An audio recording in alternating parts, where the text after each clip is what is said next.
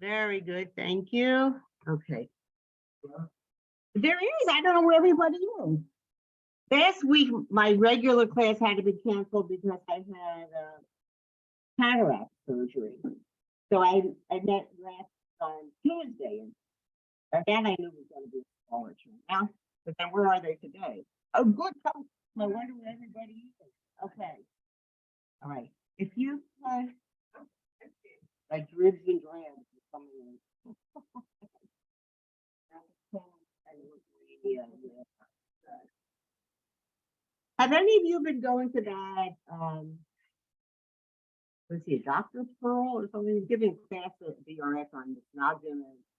Good, because some of what I'll be ending up doing is, you know, but I'm going to do it in more detail. But he was giving this overview. We're not quite ready for good. Great, how are you? Oh, I was wondering you all. Great to see you all. Come in, come in. All right, let's be. I'm not sure. Okay, so I'm going to be giving you, most of you were not here last week, the Jews of England. Then we're going to go back and forth to a bit about the Jews of Poland, which Rabbi Menachem Ben Yisrael. So you need to have your sheet. Here are the ones. The things are going to. I'll give a review.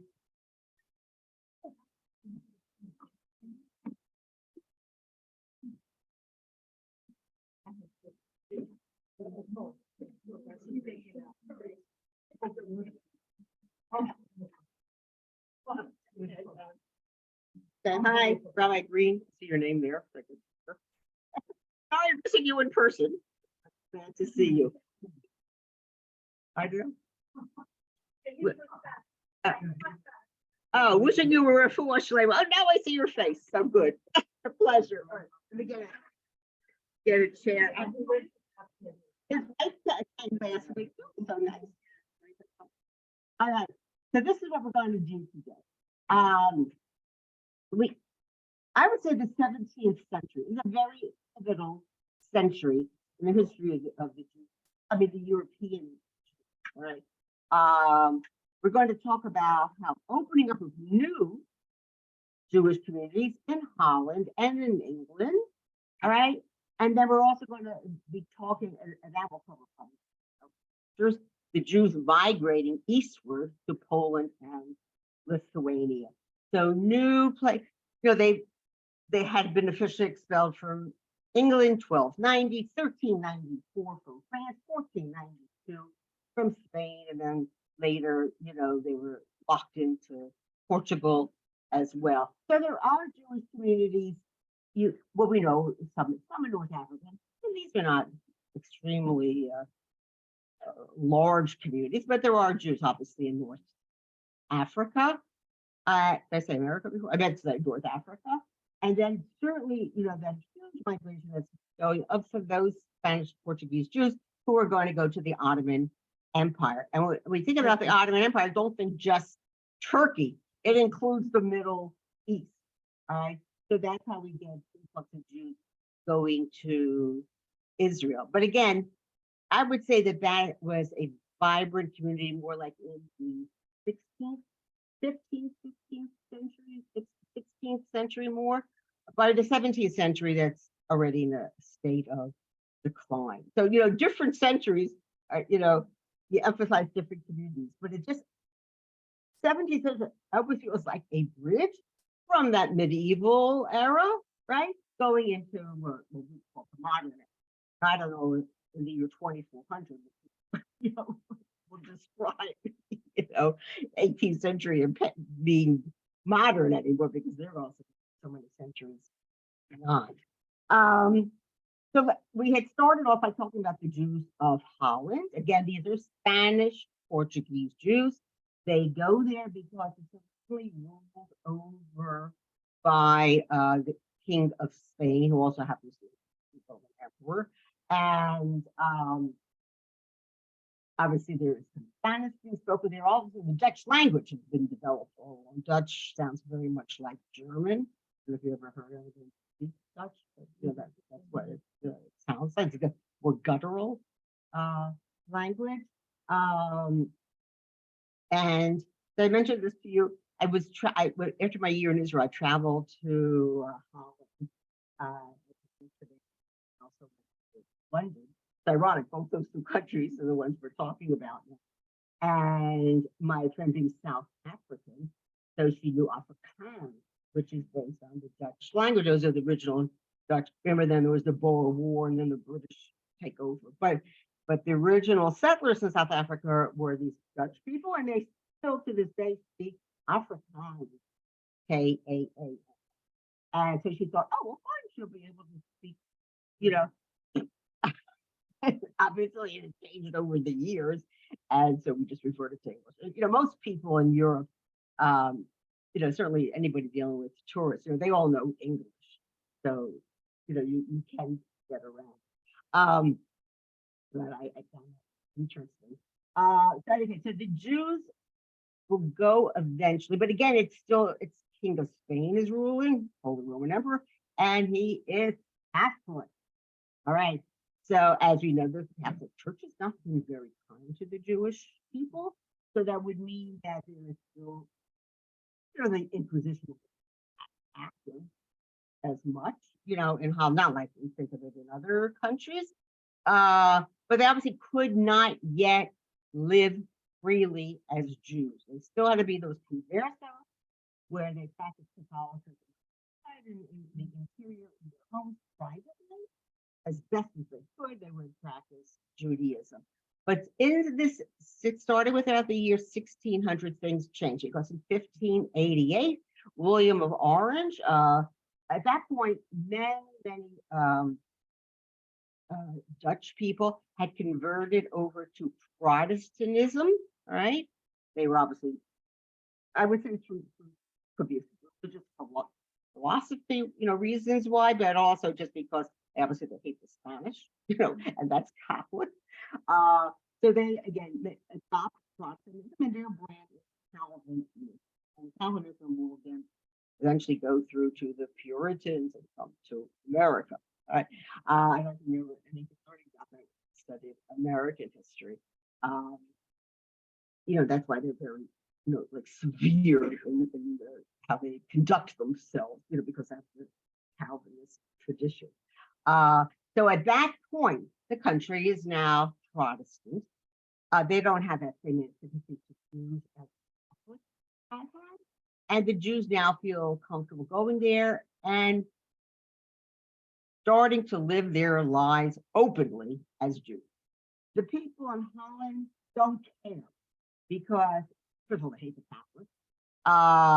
So if any animosity would be shown towards anybody or Catholic. But the Jews are actually welcomed into Holland because they want their expertise, their knowledge, their skills in commerce and trade. And at that point, they become their burghers, B-U-R-G-H-E-R-S. They want to expand their own wealth. And this is, again, I mentioned earlier, the age of exploration. So the Dutch, just like the English and the French, and the Spanish and the Portuguese, right? That's South America. They are opening up new territories, not just in the Americas, but also in the Far East. The Far East. So the Jews will, as I said, they're welcome in because of their expertise in commerce and trade. And I had mentioned once before, there's actually these Spanish Portuguese Jews who will ultimately bring in coffee to Europe, right? And then chocolate. But these will be the ones who are in South America, and they were. So in those years, there were coffee shops, little tea shops. They did not drink their tea until the British came in. No, the British then at that point were ruling over India. That's right. So now if you go to England, they have their tea, right? I don't know, it's about 3 or 4 o'clock with your scones, and lots of cream. I think the Jews were very, there was a sugar trade. So how could we live without our sugar? Right? The distance and everything. It's like the rum trade also, developed from the sugar. So again, so in those 1600s already, right? So more and more Jews will now flock to Holland. I'm not saying this is a gigantic community. It's not. It'll not be like the Jews of Poland, which are really blossomed into hundreds of thousands of people. But we're talking about, maybe thousands of people. But it became a very prominent community, in Europe and beyond. But that, different countries were explored. The Jews were often involved in that, settling there and setting up businesses, et cetera, et cetera. I'll talk a little bit more about that later. The Americans. I'm not going to talk so much about the Far East, although they certainly were involved. That would have been the Dutch East India Company. When we talk about the Jews or Dutch in America, it's the Dutch West India. Okay. All right. And they're called Indies because they thought they were originally in India. They didn't know there was a big global land. I thought they went up the Pacific Ocean. We're talking about, from Columbus's time into part of the 1500s. Okay. And this is how the Jews come to live in Holland. They settled mostly in Israel. I'm sure they're in some of the other. Malka, Yes, you can't hear? When you move to the right, it's hard. You don't hear me? Because it doesn't pick up you. Right. Okay. Now you hear me. Okay, I'll do my best. Okay. Okay, great. Let's try. Okay. You all can hear me. Okay. Okay, but do my very best. So we're going to leave Holland now for a little bit. Just turn things with what's going in England. So I'm not going to read it to you because I really had done that last time, but you can, look at it. England at this point is already Protestant. All right. Remember Henry I, he wanted the divorce from, Catherine of Aragon. The Pope was granted to him, so my own church. Leave it. So that's called the Anglican church. All right, and the seat of the religion is Canterbury, whatever. So how is it? So we know officially on the book the Jews were expelled from England in 1290. Now we're talking about the 1600s, right? That's 17th century, the 1600s, and Jews are looking for other places of refuge, other places can go settle and do well economically. And those the Portuguese Jews, so not the Spanish. I told you, if you were a converso and you decided to remain and live in Spain, you can imagine over the decades and the centuries, whatever connection you had to Judaism is becoming more and more flimsy.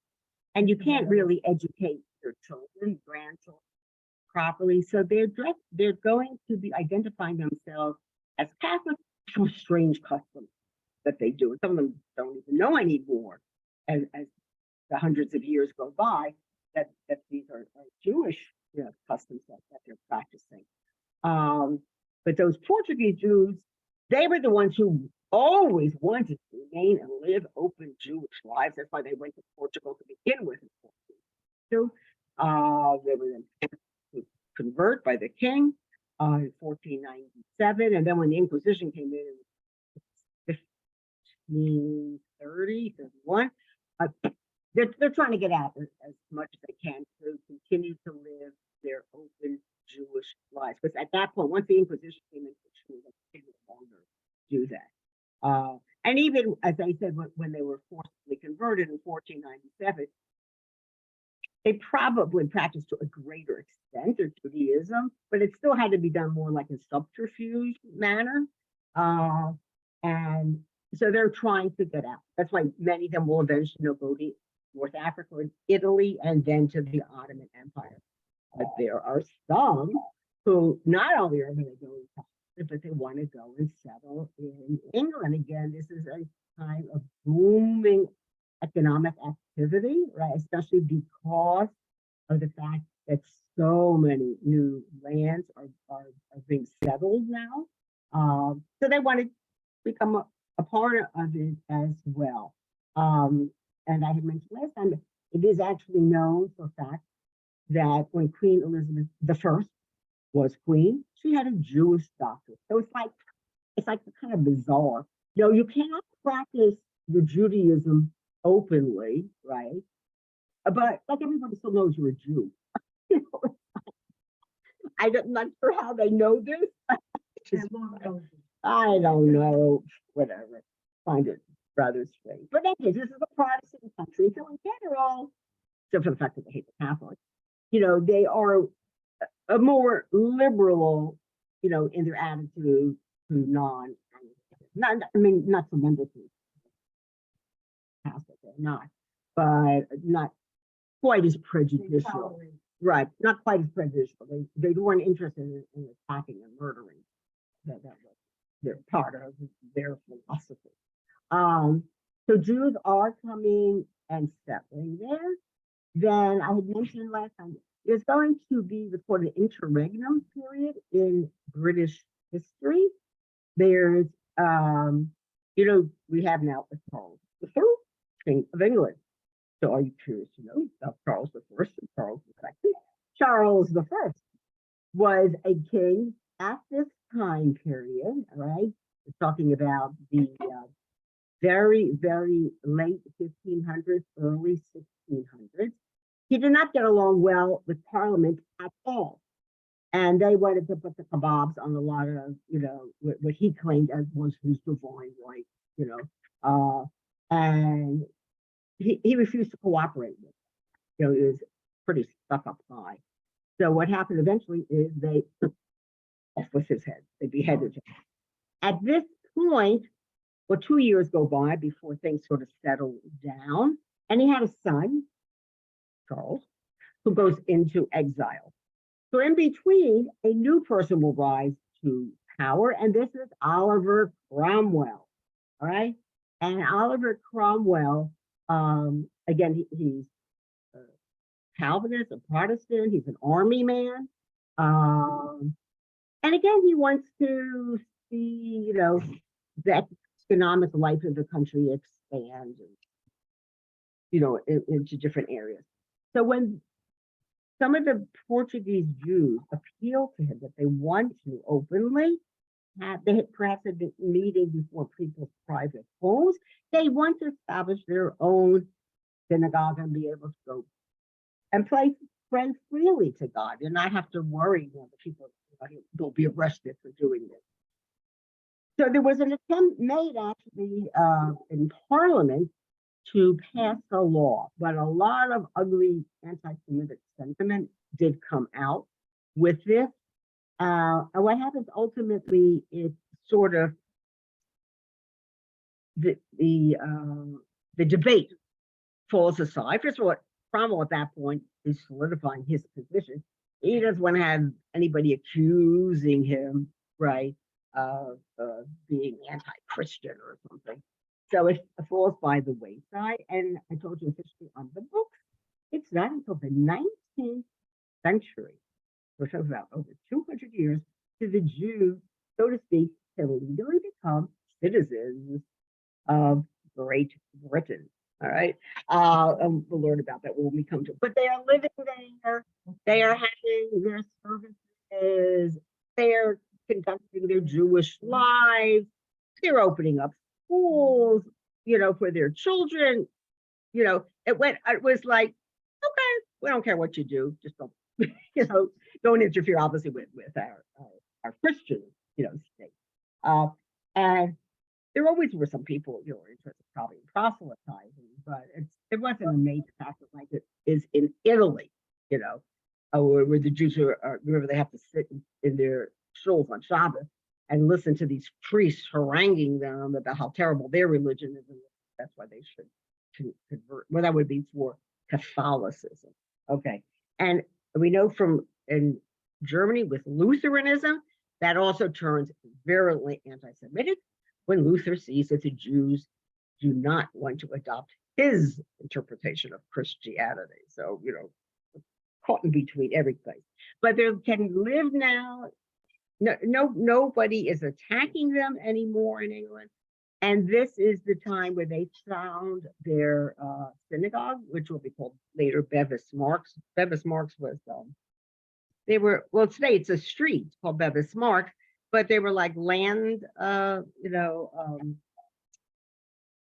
they were like blocks of territory owned by somebody called Bevis Marks. Okay. But as the city expanded, the whole area became developed, became urban, was no longer countryside. But there is still, it's not very long, Bevis Marks. What happened is Yerushalayim. So on one street, you go one direction, it's got another name. You go the other direction, it's got a third name. You ever pay attention to that? Like Mellow George and Strauss. So it can be very complicated. We try to give somebody directions, but street names are even Powerline and Jog. I can throw people off, right? Okay. But as for areas developed, they gave them different names, but it ended up being one long street. Okay, let me just see if I have something here that I wanted to do about the Jews of England. Okay, so if you want to so I've sort of given you orally, what's in here. You can obviously read this over at your leisure. Turn to the second page. So I'll just read. We'll read this together, but it's some of it's a summary of what I told you. So starting with that first full paragraph. Cromwell now called a national conference to discuss the matter. The lawyers present agreed that there was no real legal obstacle to the resettlement of the Jews. Therefore, no new law specifically permitting the Jews to return to England was necessary. They're just naturally fine. They can live among us and openly as Jews. As to the advisability of letting them return, the conference could come to no decision. In other words, they're not making some big promulgation. Oh, we welcome in the Jews to our country. Blah blah blah. That doesn't happen. It had become obvious that there was more politics than sincerity in the whole discussion. Those secretly opposed to Cromwell were using the issue to hurt him. Consequently, Cromwell decided it would be wiser to dismiss the conference. So let's not have any more discussion because it's just going to turn, negative towards me, and to let the entire subject be fine. The mostly heated debate during Cromwell's time ultimately proved to be mostly talk. Okay. Now this is going to bring us to the establishment of the Bevis Marks synagogue, right? The oldest synagogue in England. Already by 1655, a number of converso merchants, long resident in England, openly declared themselves to the Jews. There's still lots of hatred between England and Spain. So that's why they emphasize we are Portuguese Jews, all right? Other conversos from Portugal, plus Dutch Jews classified as merchants, entered the country without any hindrance. Now we're going to come to Charles II. Oliver Cromwell dies a natural death. His son is put in place to be his successor. He's not a very strong ruler. And then ultimately the people decide, well, we really like having kings and queens. So they bring back from exile this Charles II. Look how many years it's been to the name Charles has been used again.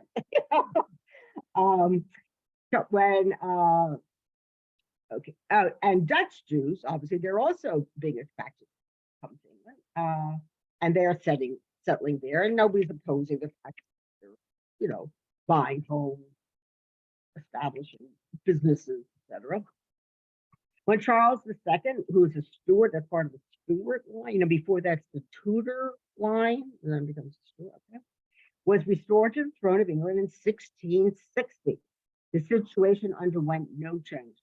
Fine, they're here already.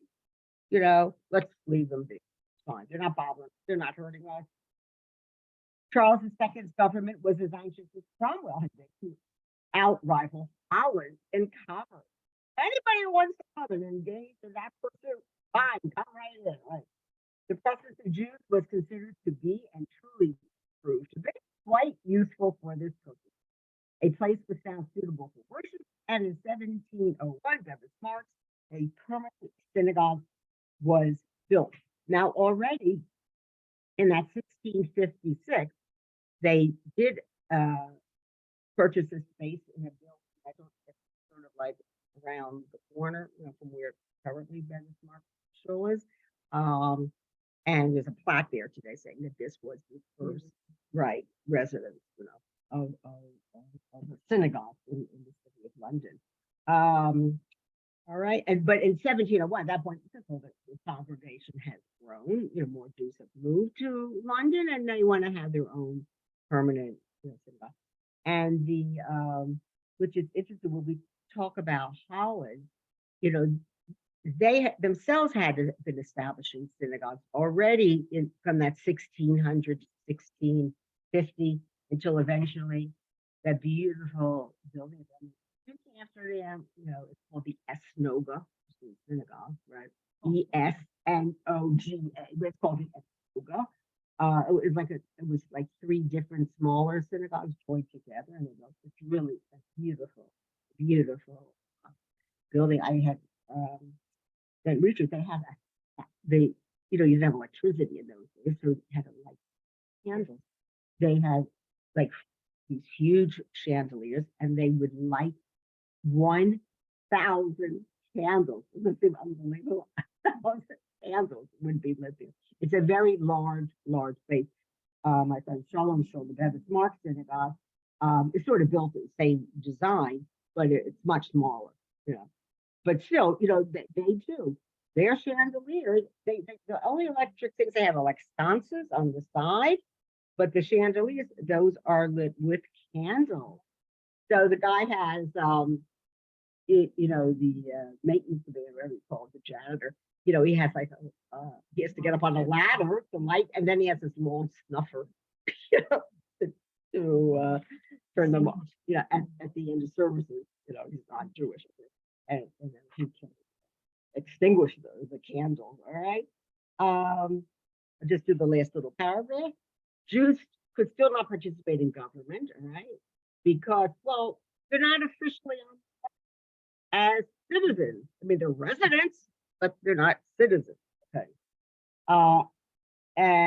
Or in any other official English life, right? Must have been quite frustrating for them, but hey, this was it. At least they're living there freely and comfortably, but they can't have anything to do with official English.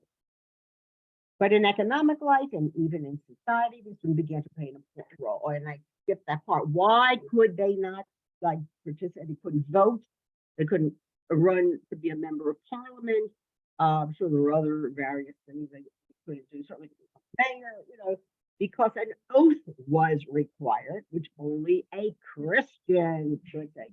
This will change ultimately in the 19th century, but look how long it takes them from the 17th to the 19th century till they officially are treating the Jews like any other citizens of the country. Okay, so now we've done the Jews of England. Now, but during Cromwell's reign, rule, I should say reign, sounds like monarchy, right? But during his rule, when they were having this debate in Parliament as to whether to officially allow the Jews to settle there and become part of British society, there was a very well-known Rav from Holland who traveled there to try to argue on behalf of the Jews in England. Okay, and that's I would say he was the most well-known Rav of this time period. I mean, in this part of Western Europe, and that's Rabbi Menashe ben Yisrael.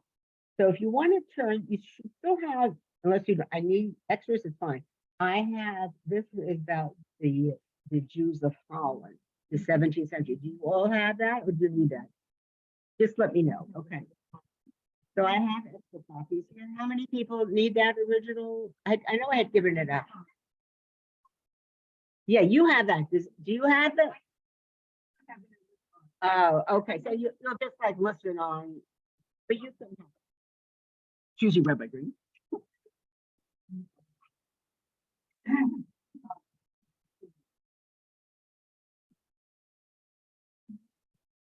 The reason I type up everything is because I know sometimes it's easier to follow the printed word than to listen, auditory. But you can do both. And there are different ways to learn. Some people they're auditory learners and some are visual. So I'm doing competition here. Okay, so I hit everyone. So whatever, we don't have to discuss again the history of the Jews in Holland. I mean, I read a brief, but I do want to emphasize Rabbi Ben Israel. So if you start with page 6, all right,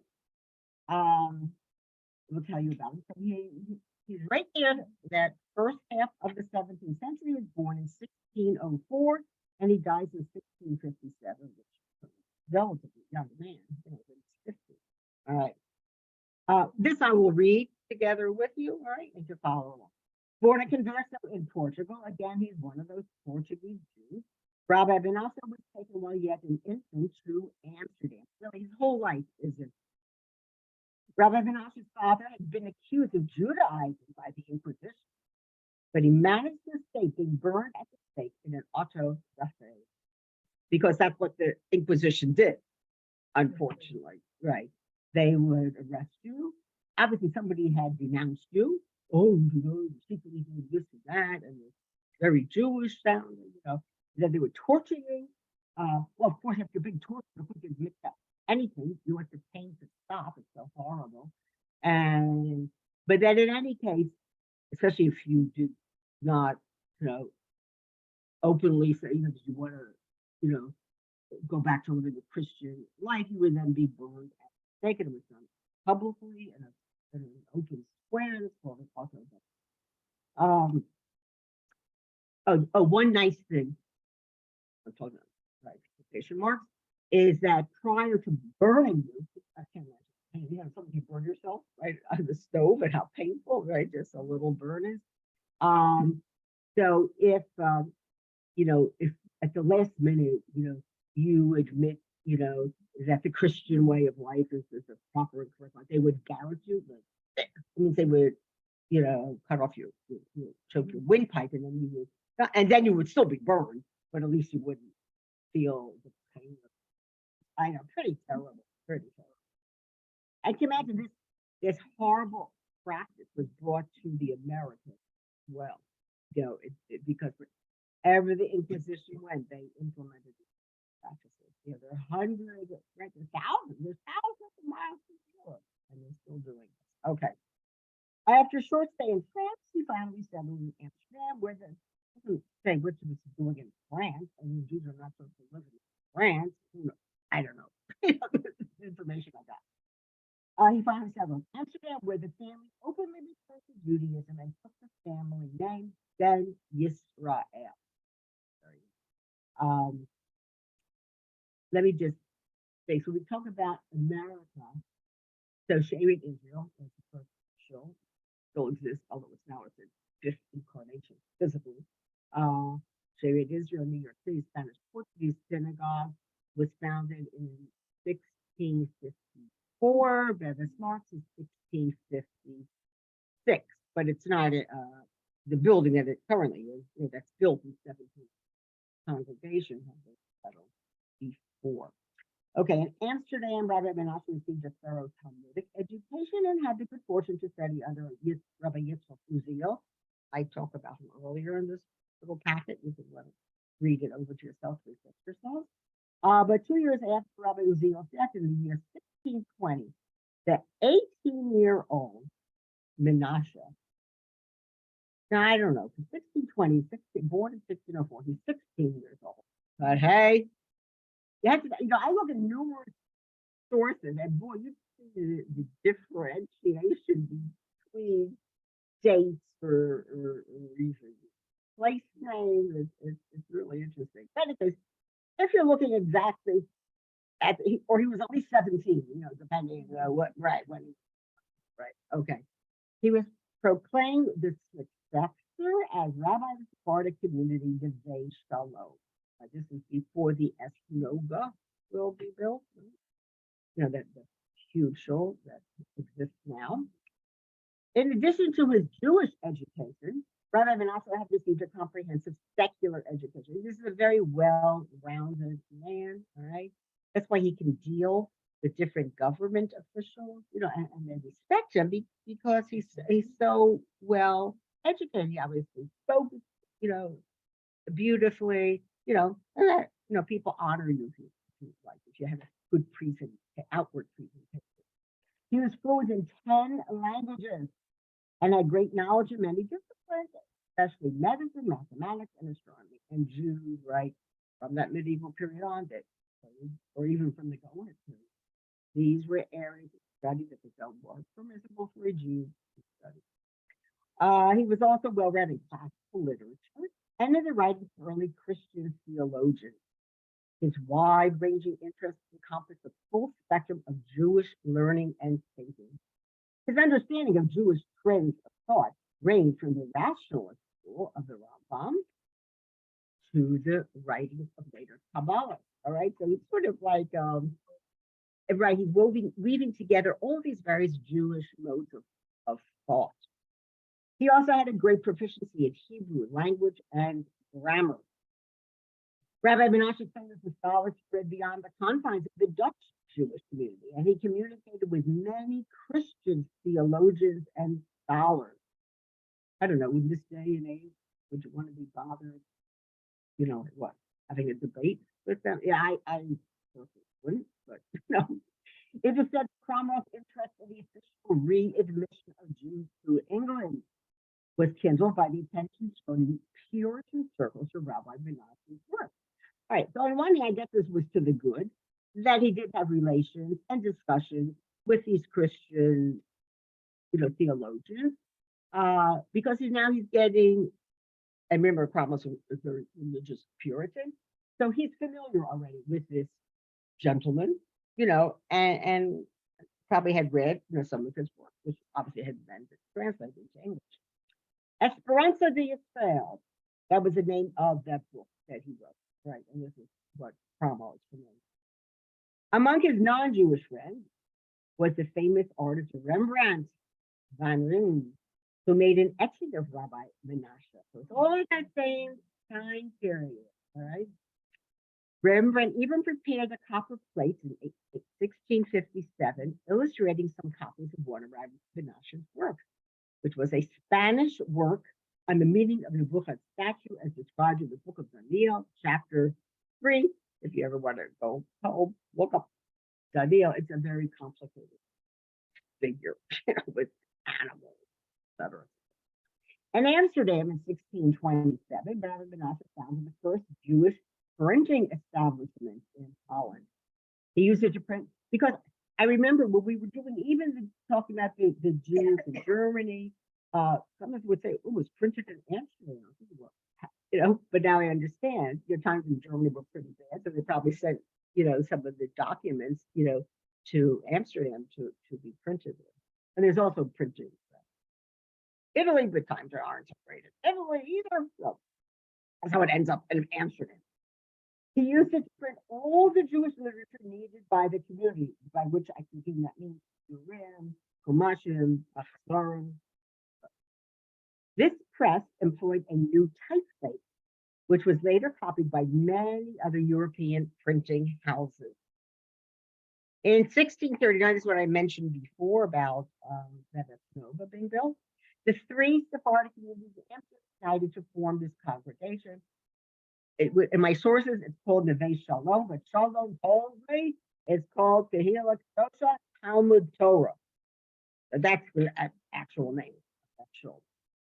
And they designated Rabbi Shalom Martera as Rav, and Rabbi Yitzchak Abol. These are other people. As assistant Rav. Rabbi Menashe received a minor appointment in the newly formed Kahal. He had been the Rav of one of the shuls, but now the new shul, so larger shul. They have, a different Rav. But he now found himself without an adequate means of livelihood. He decided to settle in the New World. You can imagine he's already contemplating moving like the Americans, where business prospects were promising. In 1640, Rabbi Menashe was already prepared to make the long journey over the Atlantic. And this was not some simple little trip. I mean, it was bad enough when the immigrants came in the late 1800s over. Right. And where did he want to settle? Pernambuco, which is Recife, Brazil. Because Brazil at this point, it had originally been established by the Portuguese. Okay. Then the Dutch came in and took it over for a period of, I have to go back and check, but let's say 15 years. I don't know. So many Jews then came to settle. Life was good.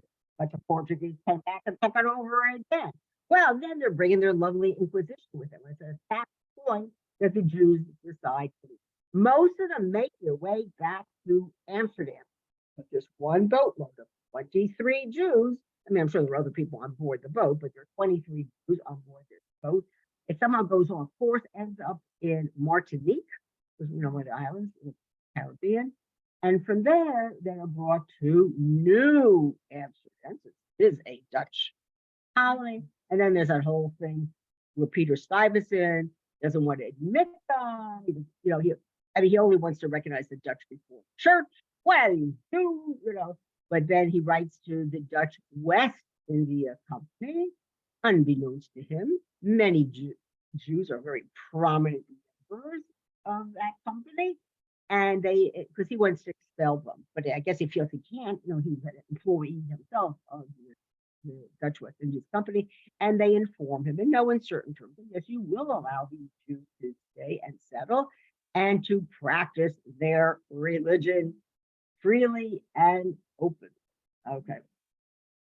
Recife had been taken over by the Dutch in 1631 and was now heavily populated by Jews. However, this budding community engaged Rabbi Yitzchak Bohaf just one second, I said, Rabbi Menashe Ben Yisrael, to be their rabbi. The Amsterdam Kahal then designated Rabbi Menashe to be his successor. Okay, so now, fine, we'll go to the New World. Now that his financial problems were solved, Rabbi Menashe decided to stay with Amsterdam. In 1644, the Wealthy Pereira brothers founded a yeshiva and appointed Rabbi Menashe. Because once the Jews came to Amsterdam, obviously a very important component is you have to set up a school, because all along, you know, how have you been able to educate properly your children? So now you can, it became a complex. I mean, Shalom told me even like Bevis Marks, it was a whole big complex in its day. And it included obviously the synagogue itself. There was a school, a yeshiva, there was an orphanage, you know, there were a lot of like social welfare things. So they owned a lot of buildings. I think to Shalom, oh, too bad they didn't keep them.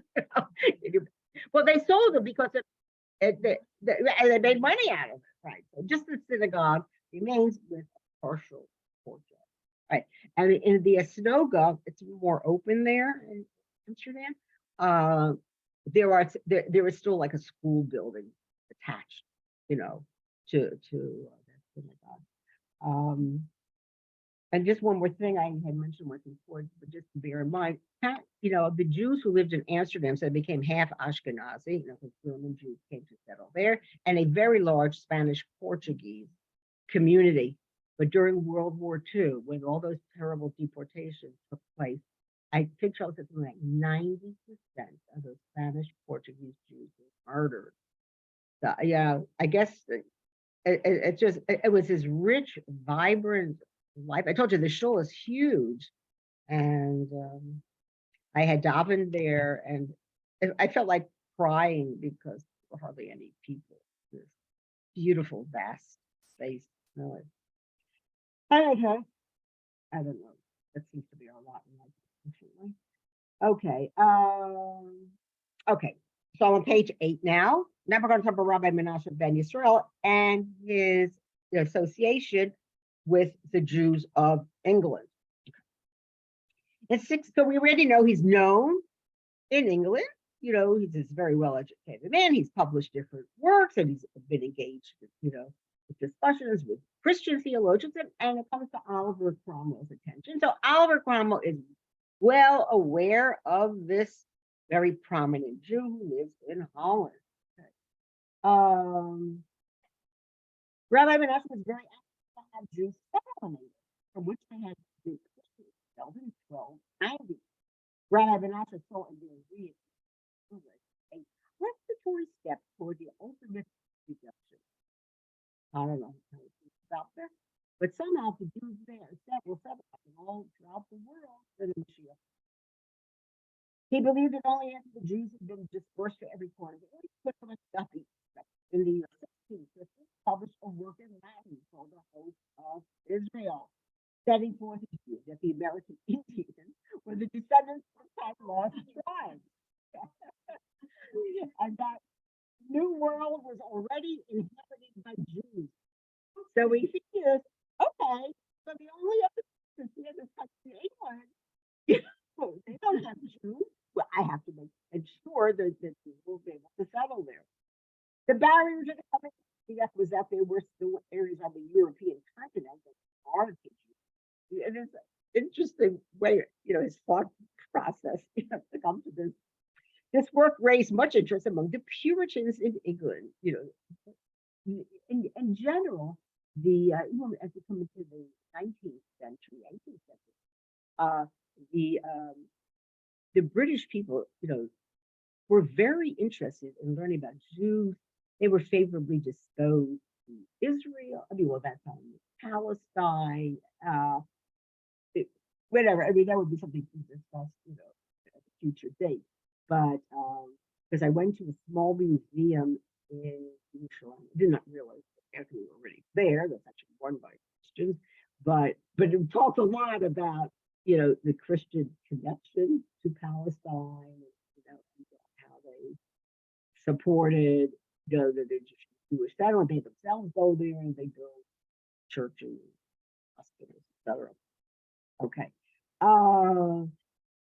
I've told you the Puritans are very interested in this. A second edition was prepared a short time thereafter with an English preface containing an address to Parliament, exhorting its members to consider readmission of the Jews to England. Again, this is like world view. Well, Jews will live in every single part of the world. Then the Mashiach.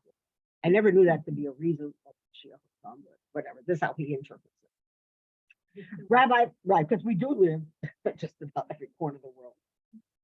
I don't think we're living in Antarctica, but you're a scientist and there for a while. Rabbi Menashe stressed his belief that England was the end of the earth. The extent of the Jewish diaspora. The word was immediately translated into English. Could you please not talk? It's a little hard. Thank you. And went into 3 editions over 3 years, from 1850 to 1852. And this is all the time when Jews, right, especially these Portuguese Jews, want to get permission to settle there and to live openly Jewish lives. Several replies to Rabbi Menashe's work were published, even one by a member of Parliament. In 1655, Rabbi Menashe traveled to London, bringing with him a pamphlet addressed to Cromwell, entitled Humble Addresses to the Lord Protector. In it, he outlined his arguments for allowing the Jews to settle in England. He was received very cordially by many members of Parliament. Oliver Cromwell was the Lord Protector, 1653, 1658. Again, he dies naturally. Also granted him an audience, but he stopped short of officially granting Rabbi Menashe's plea on behalf of the Jews. Again, I told you because there was too much controversy, a lot of anti-Semitism came to the fore, and he figured that could turn against him personally, and so that's why he ultimately will drop the matter. Public opinion was still against, right, granting admission to the Jews, and Cromwell wished to avoid defeat on this issue in Parliament. The following year, in 1656, England declared war against Spain. The status of the rich and important conversos residing in the country was resolved with their declaration that they were Portuguese, right? We are not Spaniards, we are Portuguese, so we have no animosity. And we want to stay and reside here and have open permission, right, to live as Jews. Cromwell granted them leave to stay on an informal basis. I told you it was never voted upon in Parliament. The status quo was preserved later on upon the restoration of the monarchy. That's right. Before in the year 1660. Menashe also wrote a polemic in English. Remember, he said he knew 10 languages. He was really highly educated man. To refute some of the anti-Semitic libels which the anti-Jewish party had circulated during the debate about the readmission of the Jews. Should I continue? Do you mind staying so I could just finish this? Because then next time we could go on to something else. Although Robert Menashe had succeeded in arousing sympathy toward the Jews in England, he did not accomplish his ultimate goal.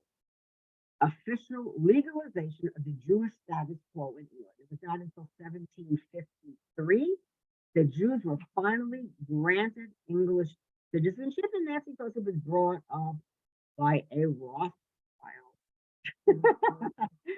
and then yeah, exactly. How Oliver Cromwell had agreed to let the Jews live in England and to practice their religion on an informal basis. That's what I told you when the Bevan Smart, when the first, they were like renting a space, it takes to 1701 until they actually build their building.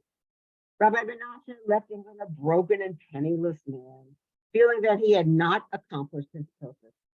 Unfortunately, too, his son Shmuel had accompanied his father on this journey, died on the second day of Rosh Hashanah, 1657, at a young age. I know, so sad. Rabbi Menashe sailed back to Holland with a coffin of his son, a broken man, and soon after his arrival, he died himself at the age of 53. I can do the next one, next time, and then we'll finish. There's not that much more to discuss then about, because I'm just talking about 17th century, Jewry, and then we can go on. And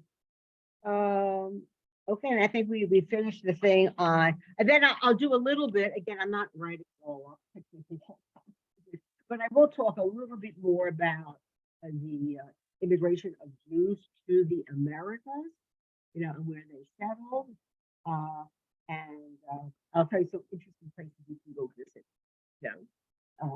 Should you travel anywhere up and down the eastern seaboard of the United States, there were numerous Spanish Portuguese synagogues. They're no longer, some of them functioning as Spanish Portuguese because they all adopted Reformed Judaism, but they did start out as Spanish Portuguese synagogue. So I'll tell you a little bit more about that. No, they are Reformed congregations, and you go into them. Well, I'll describe what some of them look like. I mean, one of them doesn't look like